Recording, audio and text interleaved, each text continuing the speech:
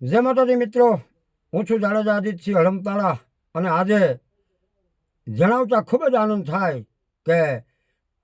કુલભૂષણ વીર વછરાજ વાછરા દાદાનું જ્યારે 963મી જન્મજયંતિ હોય તો જન્મજયંતિ નિમિત્તે વાછરા દાદાના ચરણોમાં લાખો લાખો વંદન અને વાછરા દાદાને યાદ કરીને મારે કાંઈ ગાવું હોય ત્યારે હે દાદી રે